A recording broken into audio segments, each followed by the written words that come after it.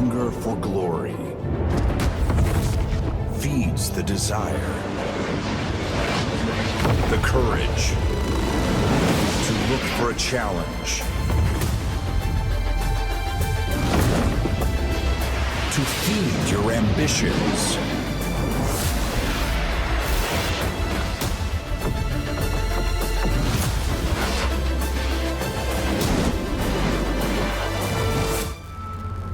To reach for greatness. To become the champion of champions.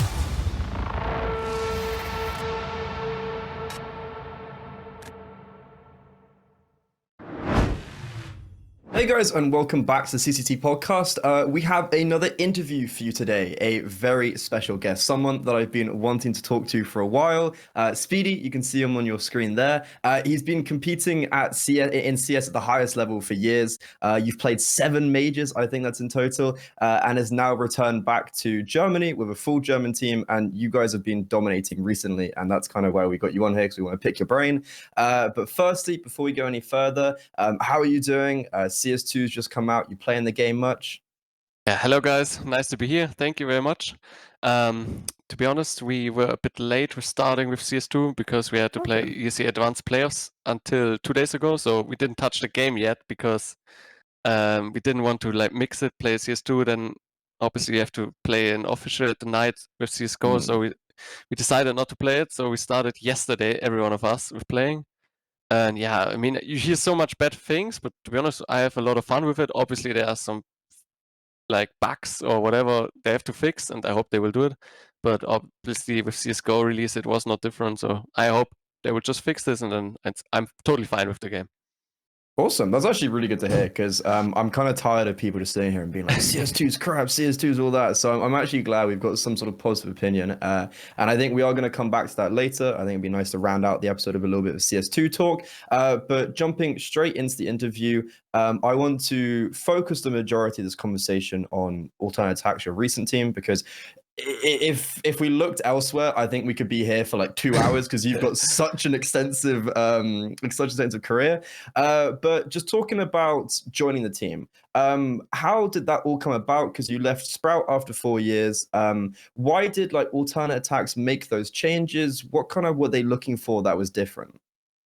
First thing first, a funny thing, they also call me grandpa in my team because I'm so old and I like played for 10 years already.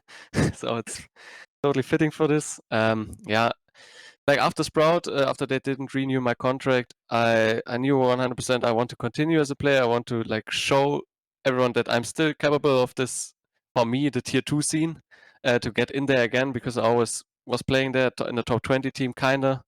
And I wanted to show everyone that I still can make this and can play there. So I talked, I think, with Xen, like the coach back then. I talked a lot in the end of Sprout, like about different things, about in-game things.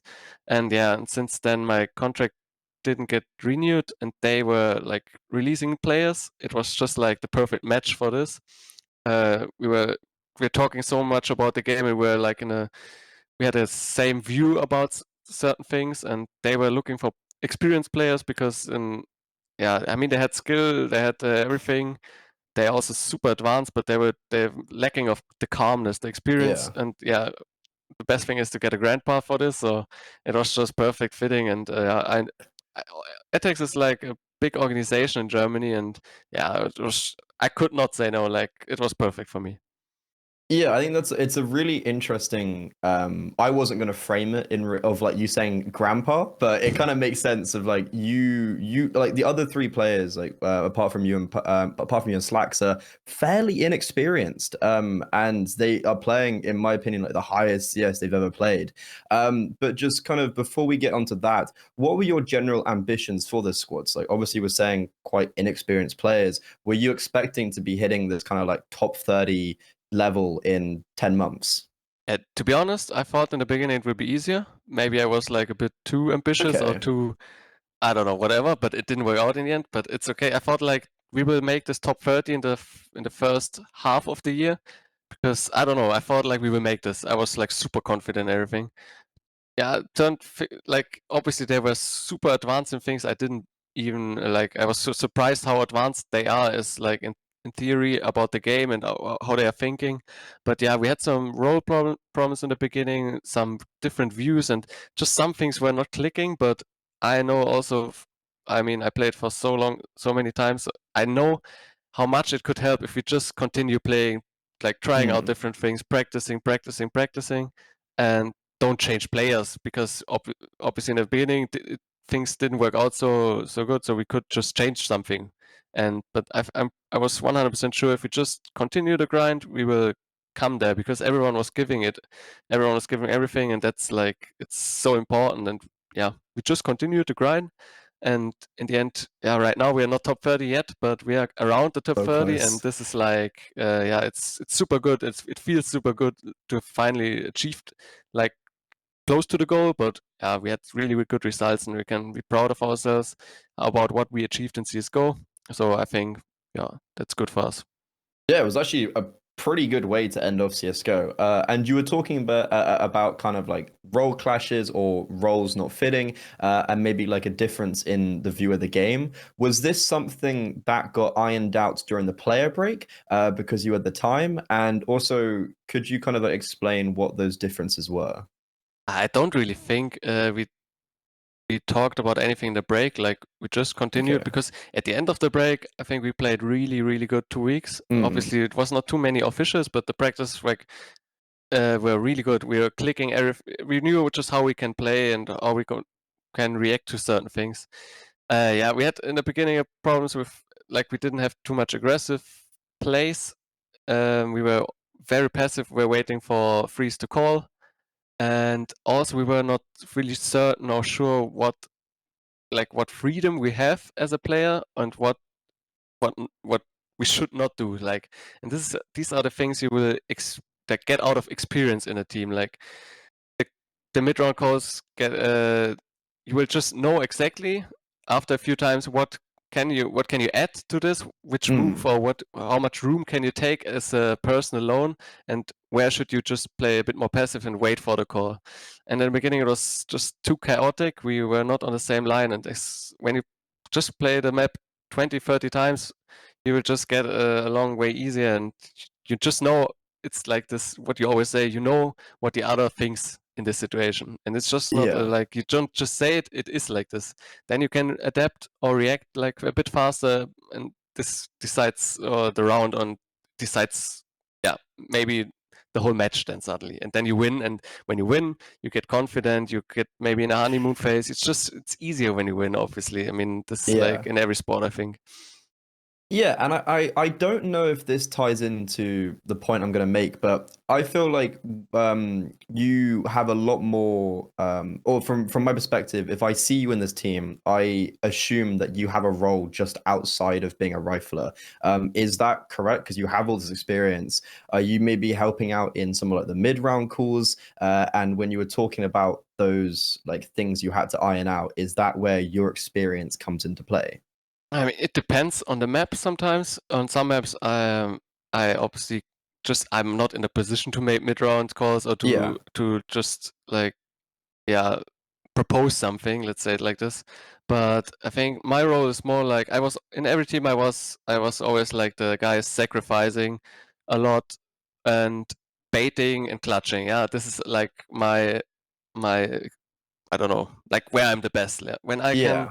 I don't care if I have to play a wrong gun, as long as the other feel good, the other people in my team feel good, I also feel good. So it's really important for me that every other person feels good. So I'm just there, I don't know, to calm someone down, maybe just to have the calm voice to, yeah, like I don't care what I'm doing, what I need to do. I just want to win. But obviously sometimes I also need to get in the position where I can play last and clutch, and because this is where I'm confident and where's my comfort zone. But other than that, I'm not really like calling mid round too much because Freeze is doing like Mm. anyway a really good job in everything and coordinating. He has a real sick overview of the game, and as long as people are talking what they need to talk, it's fine. That sounds really good, actually. And something I was interested in is because like you've obviously played in Sprout for I think it was like 4 years since 2018. it must just been quite weird not playing for Sprout, right? Like, how was that? Because I think also going back to a full German roster and not just like a German core, how was all of that and that experience just for you in general to switch back to like alternate attacks and not with Sprout? I think in like actually in the beginning, it was actually 4 years. In the beginning, when I searched on HLTV our matches, I sometimes went on the Sprout match out of like I don't know. It was usual for me. Yeah, then I thought, hey, something is wrong here. We don't. Why do we have a game? And it was just for a few weeks. But to be honest, it's so easy for me when I'm getting like a few weeks and you're just in the zone and then you get Mm, along with it. It's not too hard for me. And the German thing, I always liked it, communicating and playing in the German team anyway more, so it was easy for me to adapt. I didn't yeah. really have problems like in an English team, but yeah, it for me as a person, it's really important to stay calm, like when I'm playing, because when I get under pressure as a person, I just don't work anymore. I always had this problem, and so it when I talk in German, it's way easier for me in some situations to stay calm and to have the good overview. So yeah, this was never a problem for me. Awesome. And so I actually want to break down the player break because from my perspective, it really felt like that you guys went into the player break. You had decent success international, like regionally in the Meisterschaft tournament where you narrowly lost out versus like the big team now.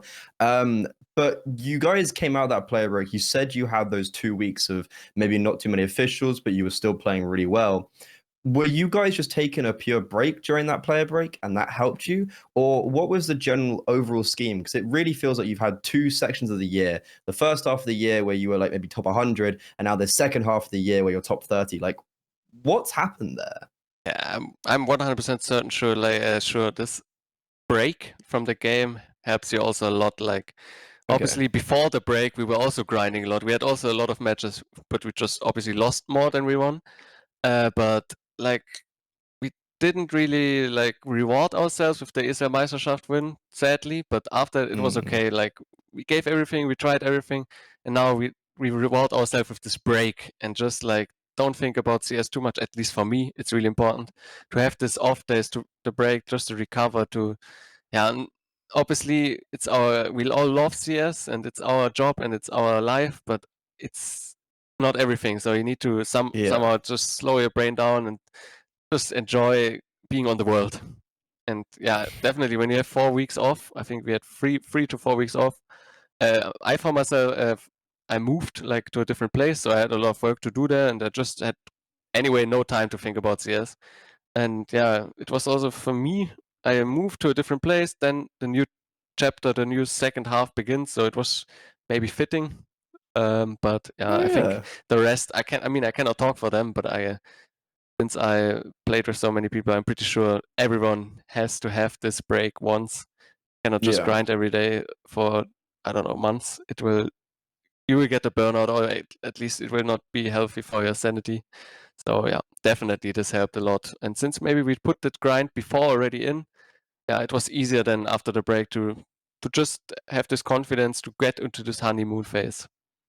Hmm. So, okay, it's interesting that you say honeymoon phase because it like like is the honeymoon phase still going on? Because like you guys are still winning and still doing well. So can you break down your perspective of this then? Yeah, Like, do you not feel like you're playing as well as you were in after those 2 weeks? I think like for me a honeymoon phase is like when suddenly or obviously it's mostly in the beginning of a team you have this honeymoon Yeah, phase, yeah. yeah, yeah, So maybe I use it in a wrong context now, but um it's for me like the sudden change from bad to good or something. yeah. It's it's the honeymoon phase for me. And if you just see our results from before the break and after the break, you could yeah declare it as a honeymoon phase if you get my definition of it.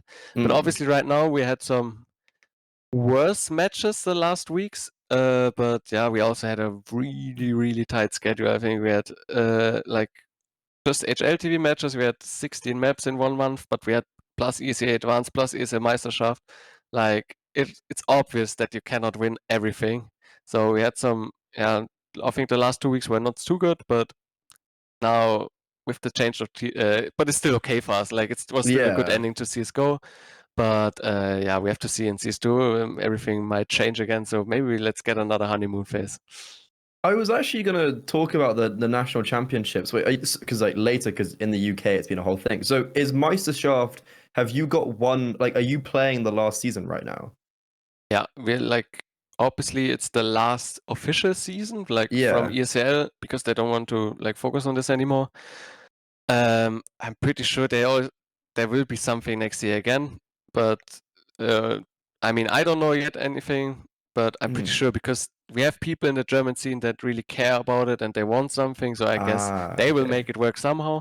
I hope, because for me, like the German Meisterschaft back then, the EPS was like, I don't know, I was watching streams in 2011 or so, or 2010, and this was the first tournament I ever watched, and I thought, wow, this is so cool. And basically with this, my career started back then in 2013, because my first season in the ESL Meisterschaft, I instantly went to the offline finals, and this was so cool for me. So it would be sad for newer players that they can have this feeling. So I hope someone will manage to do something. But yeah, for us, it's the last season of the ESL Meisterschaft. Oh, yeah, because like this is definitely going a bit sidetracked, but do you feel like you have a lot of connection to your domestic scene then? Because a lot of people would go international, and like they would just like, they'd be like, "Oh, German CS, cool." So like, Yeah. do you feel like you've got a big connection with your regional scene and Meisterschaft and stuff like that? Yeah, definitely. I have like a big, for me it's really important, the German scene, that's alive. But I right now I can Okay. totally understand that every German player says I need to go international, because the German scene is like, I think, in its worst shape, player wise and organization wise. We don't have too, like, we are the only full-time team in Germany, except for Big Academy and obviously Big. Like Big and Ethics are the only ones. And this is like not good, but also we don't have the players coming right now. Like they are not putting maybe in the grind, the effort, but maybe they don't get the chances. But yeah, one day I really want to like have an good influence on the German scene, that we have this honeymoon phase in the German scene again, because back then we had so many organizations, so many players were attending, but since they didn't make it like to the top tier scene, they just all quit. And this is really sad. We don't have this Hmm. tier 3 scene or something. There are no Germans, because either you make it completely or you just quit. That's like how you do it in Germany, and that's really sad. But obviously, I have a really good connection, and I hope yeah, people right now will make everything like possible, that it works again from next year, and we don't have a suddenly no league anymore like the ESL Hmm. Meisterschaft, because that would be really sad. Yeah, that would be, yeah, it's like same issues we're having in the UK right now, Yeah. pretty much. Yeah, I guess like Crystal's now a coach, so he's like, you don't have that IGL. Kawana, Yeah, Koana. yeah, yep. Nothing to say, yeah. Nothing to Yeah, say nothing there. to say, really. Okay, yeah. I'd actually love to talk about the regional scene more and more, but I feel like because I don't want to keep it for too long, sadly, we're just going to kind of cut that conversation off there and kind of return back to the alternate attack stuff. So you were talking about playing loads and loads of games, and I didn't even take into account the Microsoft games and the ESA Advanced games, because on HLTV you've Yeah. played the second most games in the last 3 months. Like, to me, I don't see that as a positive thing. I see that as you're playing too many games and you can't get enough practice in. What is your general view on playing like loads and loads of games? Luckily, I have a team that loves and enjoys the grind, because Okay. I am personally, I don't like it at all. Yeah. Like it's too much. Just Mm. it's like since they like it so much, they can like, I don't know, they push me, because when I know that Okay. every one of them is giving everything and they want it, then I feel good. As I said in the beginning, like in a team, because I don't know, I think it's full crazy, but obviously that's the way you have to do this if you want to go. Like Yeah. there's no other way. You will either you're lucky and you just win this, like you make this one qualifier to get on LAN and win their matches, or you need to play everything. Like you have these options, and obviously there's no other way around it. We need to do it, but yeah, it's not healthy. Like you have basically no, you cannot plan anything off CS. Like we didn't have weekends, we didn't have off days. We had suddenly off days on a Wednesday in a week, on a Thursday, and yeah, this is nothing you really want, because everyone else is working, so you cannot really do anything, and then it's just more you recover a bit and chill a bit, and yeah. But I have really good teammates in this, and they are putting me so I don't know. they're helping me so much with this. So it's really good, I can tell you.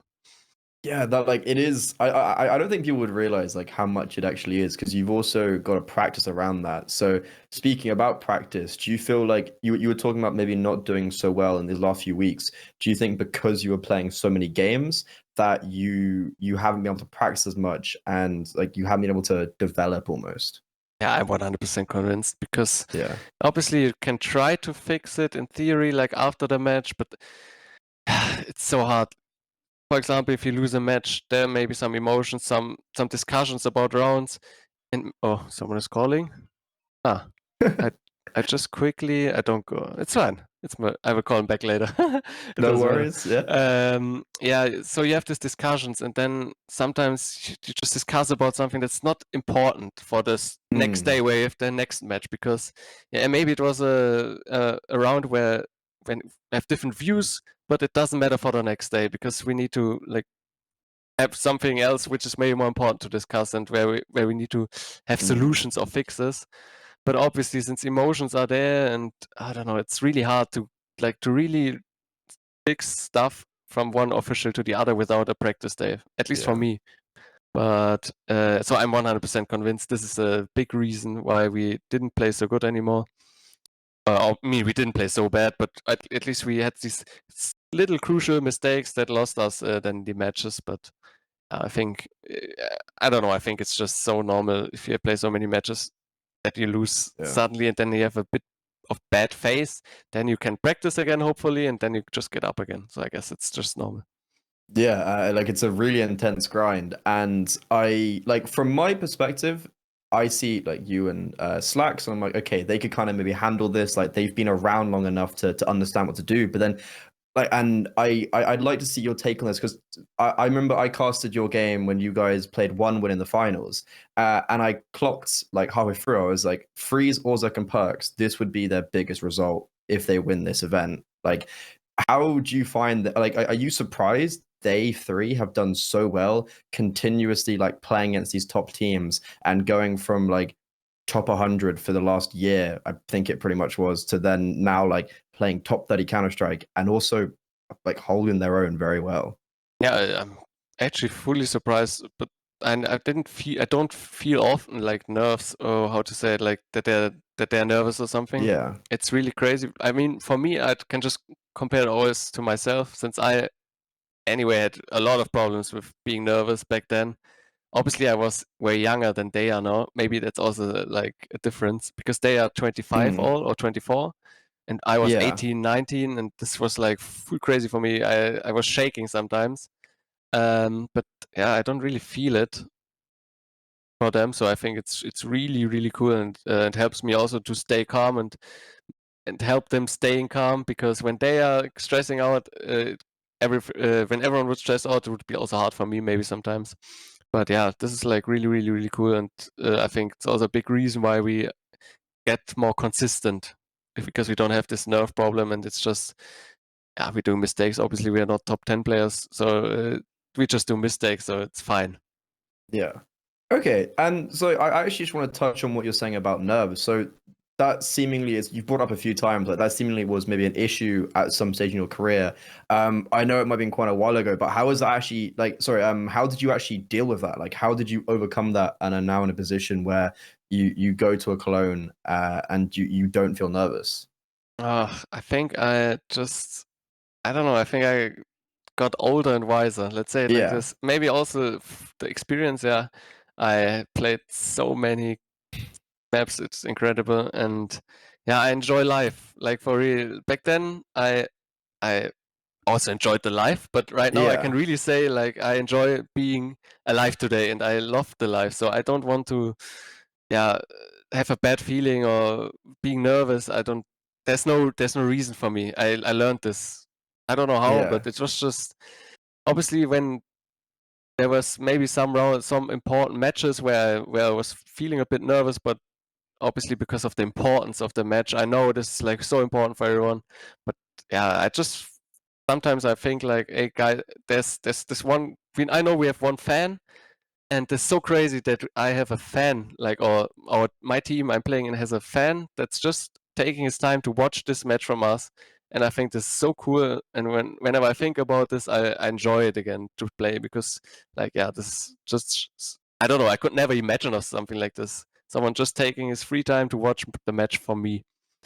Yeah, but I guess overall it's just getting older, getting more experience, and yeah, getting a good balance in life. This also helped me a lot. Back then, Yeah. I just had CS my whole day, nothing else.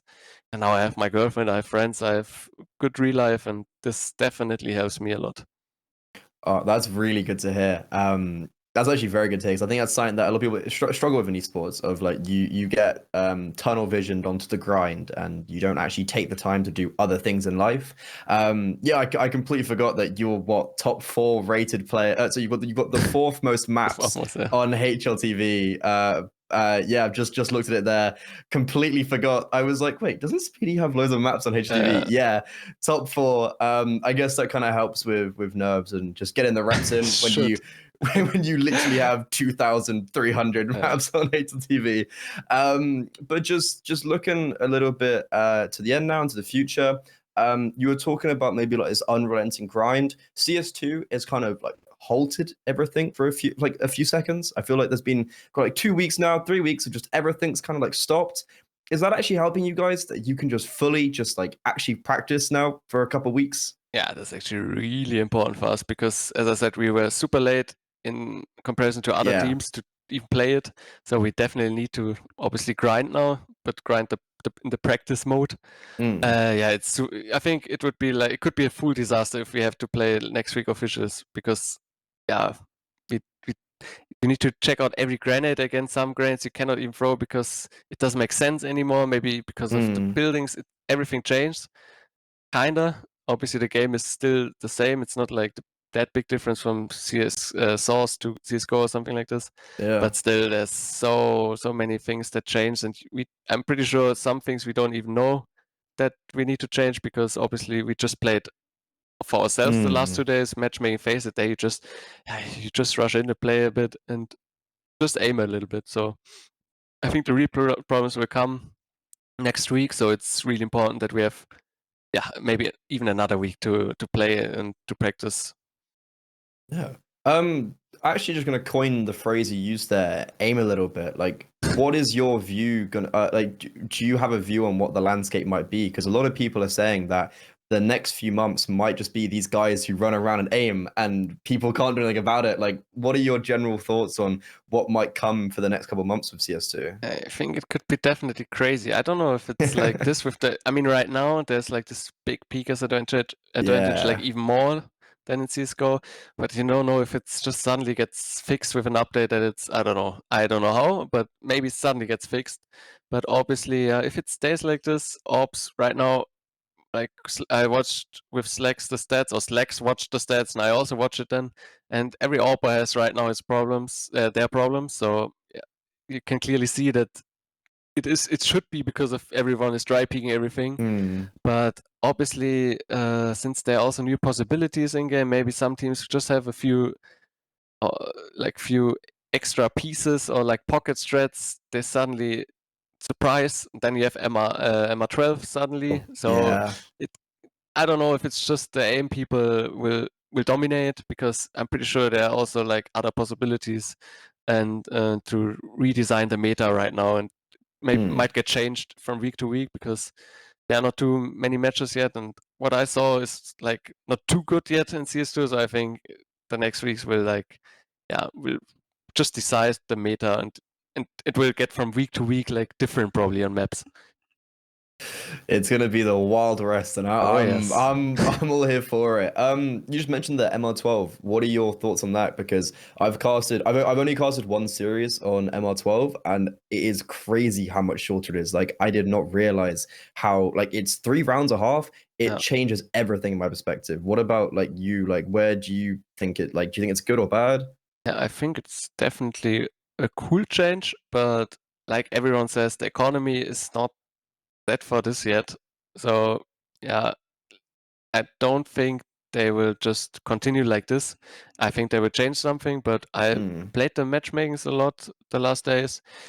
I didn't feel too much difference, but I liked it a lot. I think I liked it in in a positive way. That's a bit shorter, but not too much. So yeah, I hope they can somehow manage to make it work with the economy, because I think it's a nice change actually. Awesome. And just kind of looking at the end now, for alternate attacks, do you feel like this might be a pathway into the top 30 and 20 that you may have lacked before? Because if it's going to be this Wild West, does it favor these maybe like tier 2, tier 3 teams, with especially the like ESL and Blast partnership being destroyed? Do you feel like this might actually be like benefiting to you, or yeah, what's your thoughts on that? Actually, a good question. Like I'm anyway like a full confident, optimistic guy. So I'm anyway. I think we will do this definitely.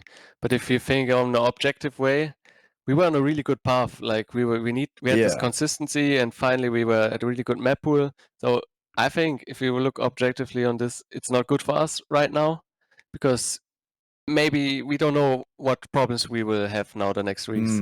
And yeah, maybe it destroys this a little bit, but obviously it can also be really good.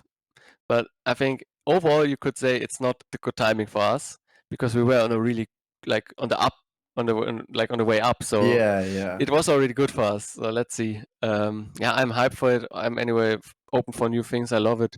But yeah, we have to see. Yeah. I actually didn't even think about it like that, how this may actually be the other way for you. But either way, SPIIDI, it's been an absolute pleasure talking to you.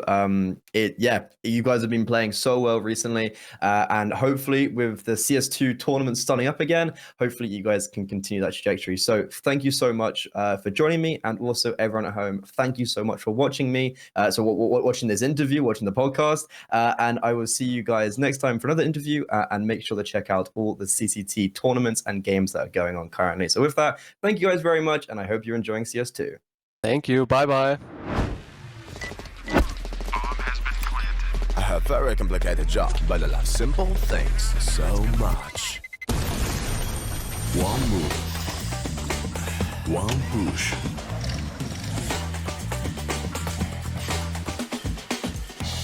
One touch.